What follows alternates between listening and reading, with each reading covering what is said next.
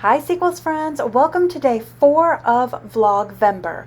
Now, while today is Monday, this was actually filmed yesterday on this gorgeous fall mountain day. I'm going to go ahead and package up some of the orders that came in this weekend so they're ready to go out in the mail on Monday, and then we're going to get outside and do a little gardening. Okay, I have some orders to get prepped out for Monday shipping. I just have this scrap piece of paper I typically write everything on, but when I look, it looks like only this is in number 5. This is in the closet, and these two are part of an upcoming Whatnot show. So I've been planning out my Whatnot shows and dividing everything out, and then I put it into piles, and then as soon as I did that, it started selling online. So look at this, guys. I'm telling you, when I say that I am running out of inventory, this is all the shoes I have. Because you guys know I've depended on whatnot. I've depended on thread up shoe boxes for so long, and then the last couple ones I had were just such duds, and I just don't find good shoes when I'm out thrifting. These are from a thread up shoe box, and they are from a dud shoe box, to where my cost of goods for these shoes is like $11. So if you look at how much I made, it was like four bucks. Thankfully, that box has been paid for, so whatevs.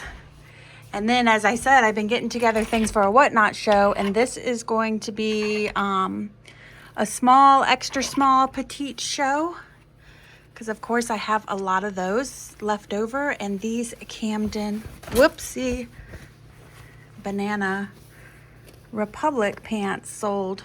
As I said, I have my Whatnot show things pulled out of my inventory bins. So this is a scarf show and a winter wear show. And this scarf that I've had forever from my personal closet sold. And then I need to get into these. Since these two were for Whatnot shows, I pulled them out of their bags, but I saved a bunch of bags, so now I have to put them back into their bags. It's okay. I don't mind. It seems like sometimes with reselling, if you just touch something or say, oh, I'm going to keep something, or oh, I'm going to use this for this, then it'll sell. So either way, it's sold and I'm happy. Let's get these packaged up. Sweet. Now that these are ready to go, I'm going to set them aside and have them ready for Monday's USPS pickup. And while I was packaging those, I noticed I'm running out of USPS supplies. So I figured I'd show you how I head on over to the website and order some free priority mail supplies. I could have sworn I just placed orders for these, but it looks like I'm running out already, which would make sense because I sold 130 orders in the last couple of months, and I tend to use these priority mail flat rate padded envelopes a lot. So I'm going to go ahead and order a few bundles of those. I'll still have to probably place another order around Thanksgiving or early December, but this will get me going. And then also, I try not to order too much because I don't have enough room in my office to hold all these things. Sometimes I'll use my partner's studio down in the basement if he has some extra room to hoard some of my supplies. So here are the 3 boxes that I like to use the most. This is just the small box. This is great for smaller scarves or jewelry when shipping on Poshmark. And then this medium rate, the side loading box. I don't use this as much, but it is good for certain types of shoes or big bulky items. But this is the box I tend to use the most after the priority mail bubble mailer, which is this medium flat rate box. And I'm just going to log in and go ahead and double check to make sure I ordered everything. Yes, some bubble mailers, some small boxes, some medium side loading, and then some medium top loading boxes. So we are good to go. I'm going to go ahead and check out and move on. I have to pull this out so I remember to drop it off on Monday, since I did mail and vote. So look, I found this bag of jewelry that has not been listed. So it stinks because my death pile's not done, and I thought it was after the curtains, but it's also good because I haven't been able to get out thrifting with everything that's going on, and I need some inventory. My problem was I wasn't able to identify the content of these, but I don't know. I think I'm just going to move forward and list them, and we'll see how it goes. So while we will most likely work on getting some listings added later on today, we're going to go ahead and head out into the garden. And this is not the garden currently. This is the garden during spring, just so you can get an idea of what it used to look like as opposed to what it looks like now. And this is us. We just have tons of bunny rabbits in our neighborhood. So this is just my partner taking a video from outside of the studio, showing the garden in early spring. And then this is what it looked like just recently, pretty much close to our last harvest. We certainly got a lot of pepper plants this year and had a ton of peppers. And then also here I'll show you our last harvest of tomatillos and some green tomatoes and some regular tomatoes. And as you can tell by the changing of the leaves, this is what we look like currently. I'm very thankful to Brent who did this filming for me. That also explains why it is shot in this Instagram angle instead of YouTube angle, because he is more of a TikTok Instagrammer. But I'm not going to complain because he took these videos for me, which I'm super thankful for. Here's what the garden's looking like now. As you can see in the front are the sweet potatoes and potatoes that we dug up the last couple of weekends. Here we have some eggplant and green peppers that we are still working through. I don't know, we have had 2 freezes and we've picked them pretty much clean, but they're still hanging on and flowering. So we're going to let these stay for a little while and kind of just see what happens. And then over here in the inside, this whole front row is all varieties of peppers. These have all been pulled all the way harvested, so I'm going to go ahead and pull those up. And then you can tell here I had some vining tomatoes, which at this point are ready to be just cleaned up. We're just going to get this cleaned up and everything pulled out, pull all of our strings out and everything, so that we can start next weekend pulling up all of the other things and getting them all packed in, and then starting to get our composting done within the garden. So here are those vining tomatoes that I went ahead and took out. And like I said, we'll end up putting all of our clippings and everything once we get this all cleared out and the barrier cleared out. We'll end up putting our clippings and leaves and everything all throughout the winter. And then it'll be ready to add our composting, and then we'll be ready for spring. So it's unfortunately time to get this all cleaned up. And look, we found a surprise volunteer tomato. And we also found one completely ripe tomato that was left over in the garden. So again, thankful to Brent for filming this for me because his shoulders hurt and he should not be in the garden. But no time out in the yard and garden would be complete unless Max is running in the background. And this is just our go-to usually, especially on a Sunday.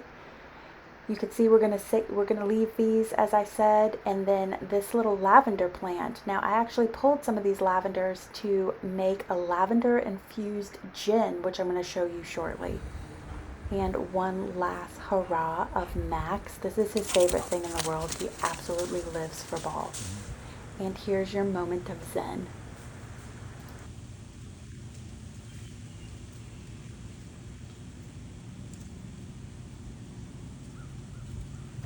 So with that lavender, I ended up making a lavender infused gin on a whim using our favorite local cultivated cocktails Highway 9 gin. Now I have to tell you, this is my first time infusing lavender in gin, and I did not do it right. So don't follow my directions. Follow the correct directions, which is to take a few of the blossoms and infuse it just for a couple of hours. I took the blossoms and the leaves and infused it for a day. So mine's pretty strong. So mine, I'm going to use some other gin to kind of even out the balance. So we're going to add some limes as well. So here I am just rolling out some limes to get them nice and juicy, and then we're going to chop them up. Like I said, I've been making infusing liquors with my herbs, and when I've been using herbs to infuse in bourbon, I let it infuse for like days and days, and it wasn't super strong. But lavender, using the leaves and the blossoms and the gin, it infuses quick. So I'm likely going to have to get a whole nother bottle of gin to use the rest of the infusion. So once I have my limes all chopped up, I'm going to just juice them. And this is a really cool juicer that we found while we were out thrifting. We have a Breville juicer, which we use when we're doing like larger portions of juicing. But for just a few items like this, I didn't want to get out the whole juicer, so we use this. This is one of Brent's favorite thrift store finds, and it's because when he was in the thrift store and he found this, he ran into an older gentleman who was like, hey, what do you have there? Took it and was like, hey, what do you have there?